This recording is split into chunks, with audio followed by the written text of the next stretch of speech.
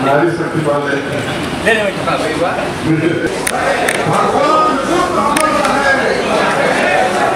भगवान गुरु जी आप भी आ जाए गुरु जी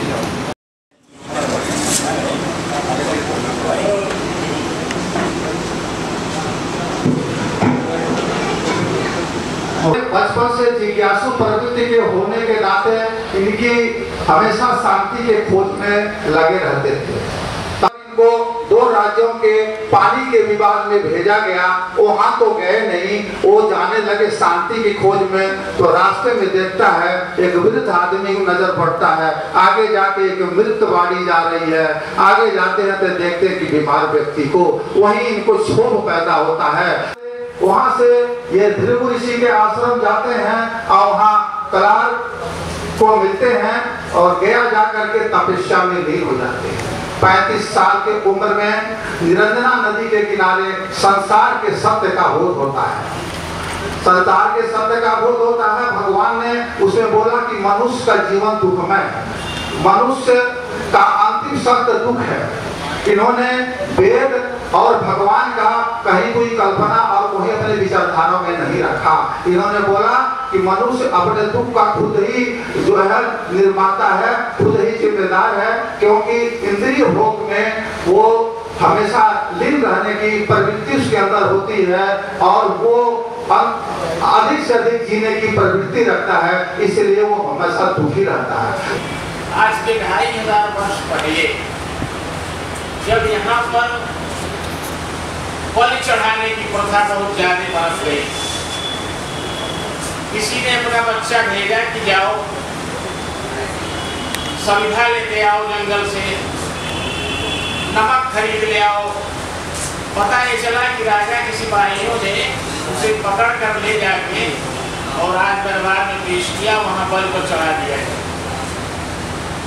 इस तरह की प्रथा इतनी बढ़ गई थी कि लोगों में यही विश्वास पनपने लगा कि बलि पर चढ़ाने के बाद हमें बहुत कुछ मिलता, और यह एक आध्यात्मिक बात पैदा हो गई।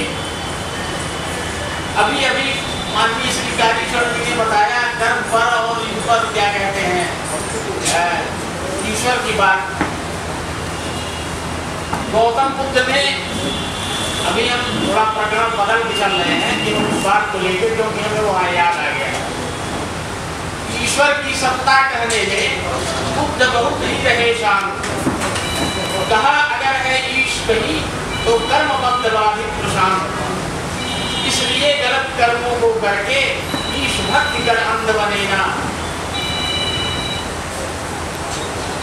इसलिए गलत कर्मों को करके ईश भक्ति कर अंध बनेना। केवल दृष्टि उठाना, कोई अस्त्र शस्त्र उन्होंने नहीं उठाया, मात्र दृष्टि के अवलोकन से महर्षि अंगुलीमाल हो गया। अंगुलीमाल जैसा डाकू महर्षि बन गया। गौतम बुद्ध को ये भी मार देगा जान से। और वह मतवाला हाथी जब आगे बढ़ा गौतम बुद्ध के पास पहुंचा तो वह बैठ गया और सूर से धूल उठा के उनके चरणों के पास ऊपर फेंकने लगा। गौतम बुद्ध उसको सहलाने लगे और उसको सहला के आगे बढ़ गए। सब लोग कहे अरे ये क्या हो गया, अरे ये तो सबको मार डालता। फिर एक कश्यप नाम के पंडित थे उस समय, जो बहुत प्रख्यात थे और जनता में उनकी बड़ी तारीफ थी, बड़ी विद्वान आती है। उनको घमंड हो गया कि वो बहुत बड़ा कटोरा मुझे गौतम बुद्ध को उठा। उन्होंने कहा गौतम बुद्ध से हमसे शास्त्रार्थ करो, अगर तुम जीत जाओगे तो हम तुम्हारे शिष्य हो जाएंगे, और अगर तुम जीते तो हम जीते तो तुम हमारे शिष्य होना, और तुम जीते तो हम तुम्हारे शिष्य हो जाएंगे। गौतम बुद्ध जी ने बड़े गंभीरता से जवाब दिया कि हमें जो आएगा मैं आपको उत्तर दूंगा। उनके अंदर न कोई क्रोध था न कोई घमंड। और इसे लोगों को समझाएंगे। तो सवाल है पहला अहिंसा। इन्होंने इसका मानना था कि मन, कर्म और वचन से आपके जो वाणी है उसे किसी भी तरह से या क्रम से या मन से किसी को कष्ट नहीं पहुंचे। और दूसरा करुणा। करुणा का मतलब है सबके साथ दया का भाव रखना, दया का भाव रखना। हमें किसी के साथ ऐसा कोई द्वेष की भावना, नफरत की भावना न पैदा करें। ये दूसरा उनका उद्देश्य था। और तीसरा जो करते ज्ञान। ज्ञान का मतलब है सत्य की खोज, जैसा कि हमारे पूर्ववक्ताओं ने कहा। ज्ञान से मतलब है कि किसी भी चीज को आप जो चले आ रहा है या जो लोग कह रहे हैं उसी को हूबहू न मानना, उसको पहले समझना, उसको विवेक से सोचना और तब उसको अपनाना। जैसे आज रामायण में कहा गया है कि हनुमान है जो सूर्य को निगल गए। अब आप सोच सकते हैं कि पृथ्वी से कितना गुना बड़ा सूर्य आग का गोला है, क्या हनुमान उसको निगल सकता है? तो उन्होंने यही कहा कि आप सत्य को पहले समझिए, अपने मन में विवेचन कीजिए, एनालिसिस कीजिए और उसके बाद वो अगर सत्य लगे तो आप उसको अपनाइए। आप लोगों के सामने यह कार्यक्रम कई घंटे से चल रहा और कई विद्वान साथियों ने, जैसे राम प्यारे यादव जी ने, चंद्रबली मौर्य जी ने, भाई कालीचरण जो लेखक हैं, और हमारे भाई पूर्व प्राचार्य प्रधानाचार्य जयनारायण शर्मा जी ने, और एडवोकेट अवधेश प्रसाद मिश्र जी ने, और सभी साथियों ने, कैलाश जी ने, भाई एस प्रसाद ने, सभी ने अपने विचार रखे और अपने गीत के माध्यम से राजेंद्र सिंह जी ने और हुकुम सिंह जी ने भी अपनी बात आप लोगों के सामने रखी। काफी विस्तार से आप चर्चा हुई है भगवान बुद्ध के बारे में। सभी लोगों ने पूरी बात बताई, कोई कसर नहीं छोड़ी है, कहने को कुछ नहीं छोड़ा है। लेकिन हम कुछ अपनी बात आप लोगों के बीच में रखना चाहते हैं। भगवान बुद्ध ने जिस दर्शन को दिया, वह दर्शन जब समाज गर्भित अवस्था में था, पशुवली, नरवली, छुआछूत, असमानता समाज में थी, हिंसा का वातावरण था, यहां पर पाखंड चरम सीमा पर था, झूठ और लूट का साम्राज्य था। तब भगवान बुद्ध जैसा महामानव इस धरती पर अवतरित हुआ और लगातार भगवान बुद्ध ने अपने चिंतन के माध्यम से यह सोचा कि इस समाज के अंदर क्यों दुख है, कोई न कोई कारण है, और उस कारण की खोज किया उन्होंने। जैसा पूर्व वक्ताओं ने बताया कि तृष्णा और इच्छा यह दुख का कारण है। अगर तृष्णा और इच्छा पर हम कंट्रोल करेंगे, कम करेंगे, तो दुख कम होगा, क्योंकि इससे आसक्ति पैदा होती है। जहां तृष्णा है वहां आसक्ति है, और आसक्ति सबसे बड़ा दुख का कारण है। और जब जो हमारा प्राचीन धर्म था उसमें जो पूजा पद्धति थी, उसके अंदर भी बहुत कुछ अंधकार था, अंधविश्वास था, रूढ़िवाद था, कुरीतियां थी। भगवान बुद्ध ने उसे नजदीक से देखा और पहचाना और उसी पर प्रहार किया।